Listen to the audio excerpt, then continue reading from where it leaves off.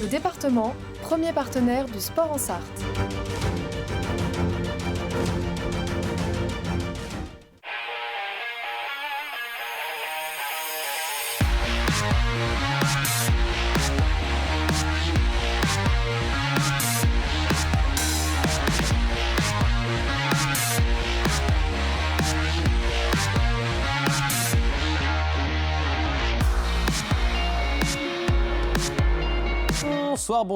Bonsoir à toutes et à tous. Bienvenue dans 72 Sports, votre émission sportive préférée sur LMTV Sarthe.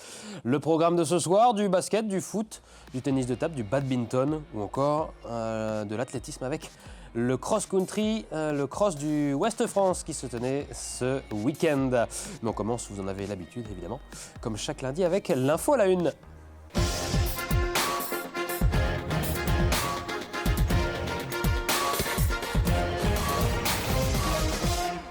Une très belle une ce soir pour la une de 72 Sports. Donc la Jalte, deuxième de National 2. Oh, quelle belle nouvelle du côté de la Jalte. Il y avait encore une fois un match, troisième match consécutif en 3 semaines à Salle Patrice Freinet pour les Jaltais donc, qui affrontaient Saint-Michel Tourcoing. Début de match donc à la Salle Patrice Freinet. Premier point de la rencontre par Kevin Mendy, ici à 3 points.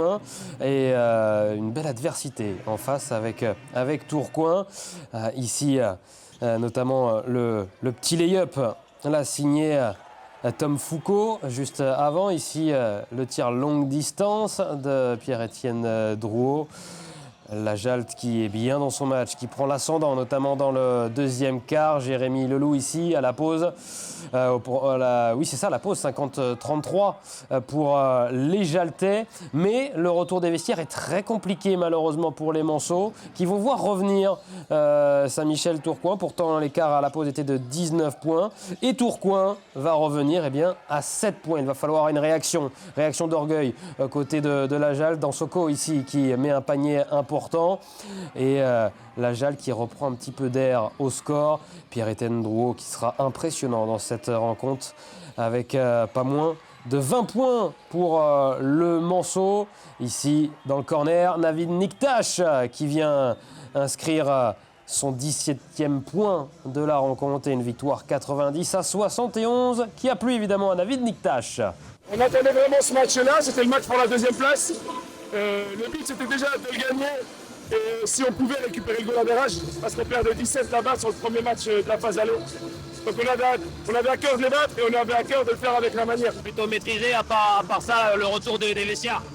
On est une très bonne équipe quand on partage la balle et que le ballon voyage beaucoup. Quand on commence à jouer des isolations et à jouer un peu chacun pour soi, on est bien moins bon. Et donc du coup sur les 6-7 premières minutes, c'est un peu ce qu'on fait. Donc bon, ça s'échauffe un peu, c'est normal, on est en trempe, on est des sportifs, on remet les pendules à l'heure et on gagne avec la manière. Là, après ce match-là, on est deuxième tout seul. Maintenant, charge à nous de faire une bonne phase retour et puis de gagner le plus de matchs possible. Merci à toi. Merci. Et bon anniversaire. Merci beaucoup.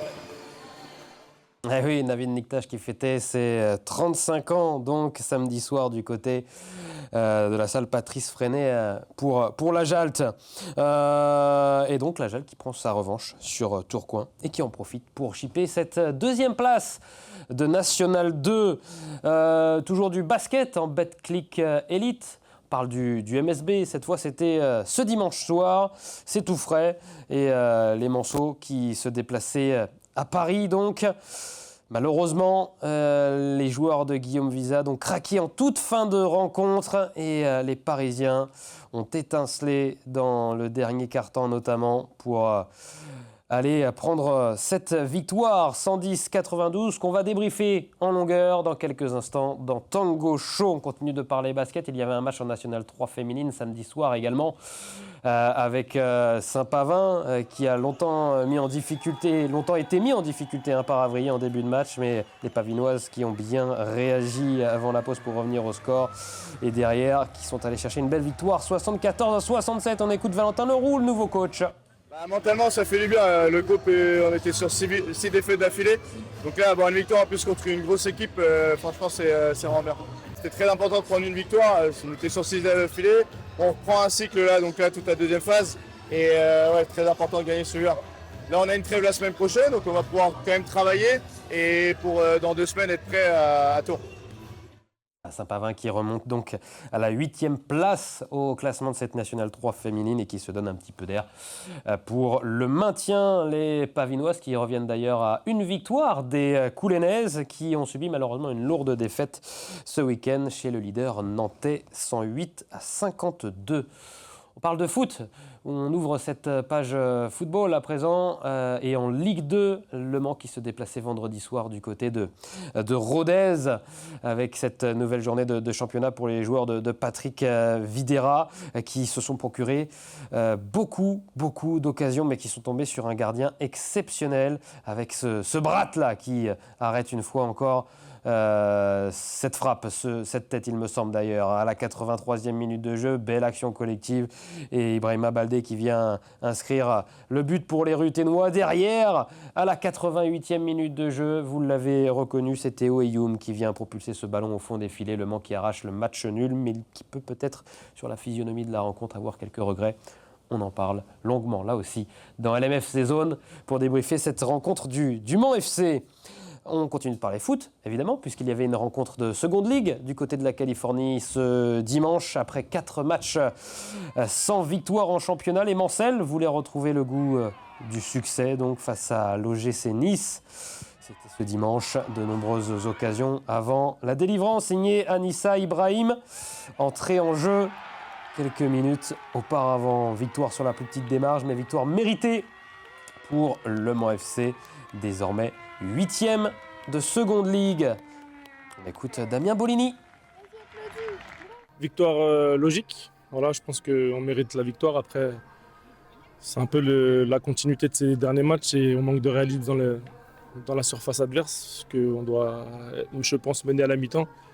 Et la deuxième mi-temps doit nous permettre d'aggraver le score et de nous rendre, on va dire, une fin de match un peu plus facile et un peu plus clémente, un peu sur l'aspect émotionnel. On a vu que ça faisait 4 matchs en championnat où on n'avait pas de victoire, même si potentiellement on aurait pu basculer beaucoup de matchs pendant cette période négative de notre faveur. Là, j'espère que ça va tourner à un moment donné définitivement de notre côté.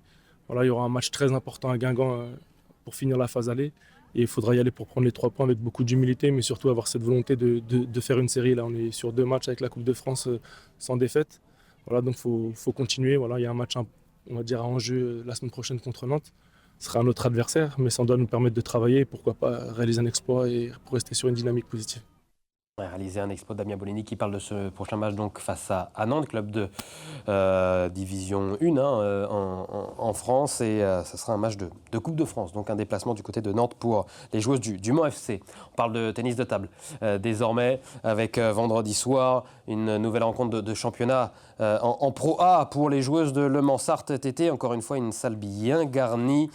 Malheureusement un premier match perdu par Lisançon en 4-7.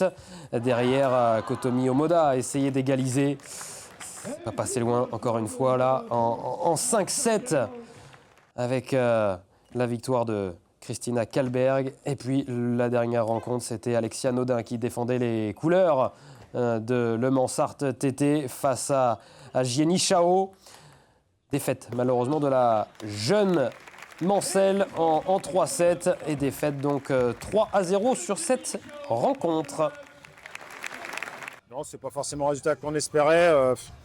Je voulais au moins récupérer un point sur ce match-là, mais bon, on a vu qu'il était hyper compliqué à aller chercher. Donc, on voit qu'on est encore une équipe de seconde zone de tableau. Donc voilà, on s'accroche, on essaie de faire des bons matchs, mais ça passe pas à chaque fois.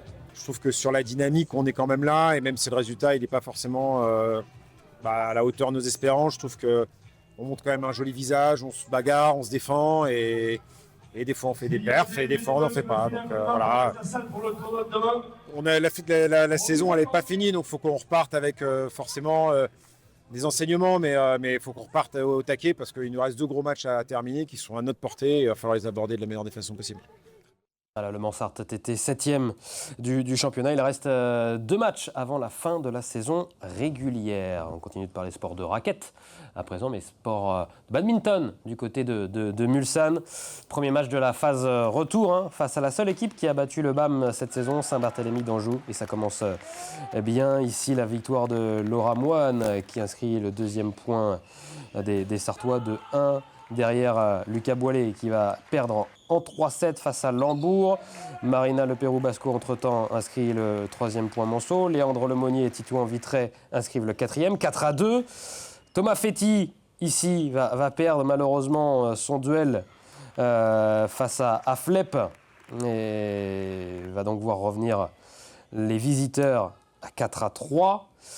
Les Sartois qui pouvaient encore s'imposer. Et on a assisté à un magnifique double femme avec Maëlle Lemeur et Célia Rigaud pour les Sartoises ici en rouge qui malheureusement perdent au tie-break, et ça fait 4-4 score final. C'est une rencontre qui a tenu toutes ses promesses. On savait que ça allait être serré. Tout allait jouer déjà sur les mix, donc ça démarre bien. On en prend un sur les 2. C'est ce qui était plutôt prévu. Et après, chaque match a été accroché. Et malheureusement, le double dame qui devait être en notre faveur ne tourne pas pour nous. Donc dommage. En plus, ça va au tie-break. Ça fait quand même des points en plus. C'est quand même un résultat qui reste satisfaisant parce que voilà, ils étaient devant nous. On perd 6-2 à l'aller. Là, on va chercher le nul. Donc on est quand même satisfait du résultat. Okay. On démarre la phase retour. Voilà, l'idée, c'est d'essayer de la continuer comme on a terminé la phase aller et rester plutôt toujours en milieu de tableau et essayer de conforter les beaux résultats qu'on a fait sur la phase aller. De Mulsanne au bois de l'Épau, il n'y a pas beaucoup de distance. On va se diriger tout de suite du côté de l'Arche de la Nature. Donc, puisque se déroulait ce week-end le traditionnel Cross Ouest France dans la course As-Dame. La victoire est revenue ici à Eva Coutan, membre de Freerun Athlée 37. La Sartoise ici qui passe Louison Cureau, elle aussi membre du Freerun Athlée 37. On voit Flavie Renoir qui a surpris tout le monde en prenant le départ. 2 minutes 30 après le départ des féminines avec le peloton masculin. Donc la victoire est revenue à Eva Coutan en 23 minutes devant sa coéquipière Louison Cureau. Et la 3e place, on la voit juste derrière arriver, Flavie Renoir qui a failli rattraper donc Eva Coutan et Louison Cureau. Je me suis sentie très bien tout du long, c'est un beau parcours, c'était la première fois que je venais courir ici. Donc contente, les sensations étaient bonnes. Après malheureusement Flavie loupe le départ avec nous, donc j'ai essayé de rester focus sur ma course et je ne m'attendais pas à être en tête du coup, mais c'est bien passé et j'ai pris du plaisir aujourd'hui. Flavie Renoir qui était la favorite pour cette épreuve chez les dames et qui a donc volontairement, contrairement à ce que nous a dit Eva Coutan qui n'avait pas l'information, qui pensait qu'elle avait tout simplement loupé le départ 2 minutes 30 avant les hommes de Flavie Renoir, et non, c'était volontaire. Donc Flavie Renoir qui voulait se mettre une difficulté supplémentaire et travailler avec la difficulté et la vitesse peut-être plus rapide donc des garçons. Parlons-en des garçons après la victoire chez les dames de Eva Coutan. Chez les As hommes, il y avait un peloton fourni. Là également, départ rapide sur l'Arche de la Nature avec donc plusieurs coureurs. On voit notamment Simon Moinet dans les premiers rôles et on va avoir un petit groupe de 5 là qui va se détacher dans la première boucle. À l'entame de la 2e boucle, 2 hommes prennent les commandes avec Guettiné Mélé et Saïd Kadour qui vont se disputer la victoire finale à 2. Regardez l'explication finale, on est à 500 mètres à peine de l'arrivée, moins que ça, 200 mètres maintenant. On lance le sprint et c'est Guedamou Guettiné Mélé, l'Éthiopien, qui va s'adjuger la victoire. La 2e place pour Saïd Kadour. La 3e place qui va revenir à Antoine Gagné, qui arrive ici. On va écouter le marathonien vainqueur de ce cross. Yeah, today is good race and Limo is my first cross here. I come here the first c'est time. vraiment une bonne journée. C'était ma première fois ici, mon premier crossement. La météo était favorable. Mais ce qui était compliqué, c'est le nombreux virages. Surtout que je n'ai pas utilisé de pointe. J'ai mis mes chaussures classiques, mes chaussures de route, à semelle lisse, donc difficile pour le grip. Mais je suis content. Dans les 500 derniers mètres, j'ai essayé de sprinter et j'ai gagné plutôt facilement. Et ce matin, une autre course pour toi? Oui, ce matin, j'ai fait les 10 km international des métropolitanes en Bretagne. Et j'ai couru en 28-21. Voilà, tout simplement. Pour notre ami Guédamou Guétiné-Mélé, donc, qui s'impose en plus d'avoir couru un 10 km en 28-21 le matin même. C'est l'heure de la caméra embarquée, c'est parti.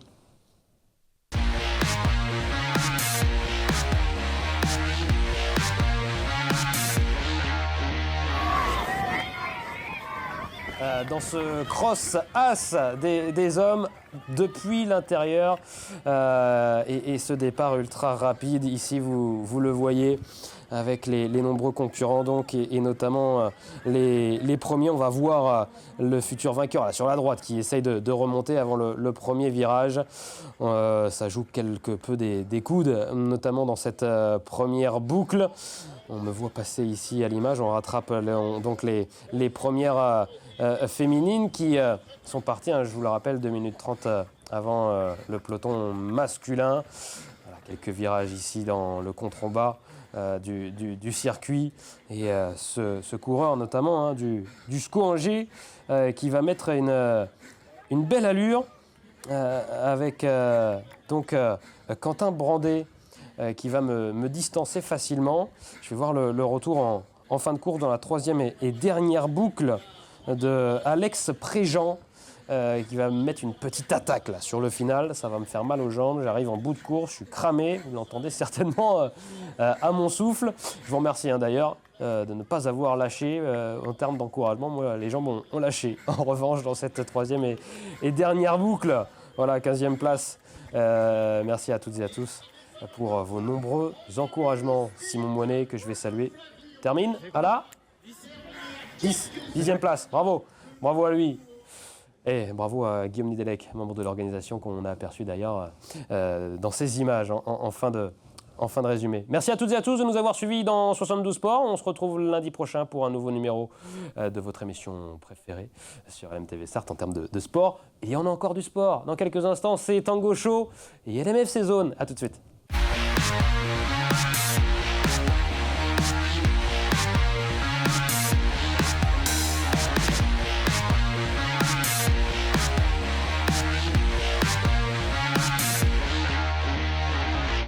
Le département, premier partenaire du sport en Sarthe.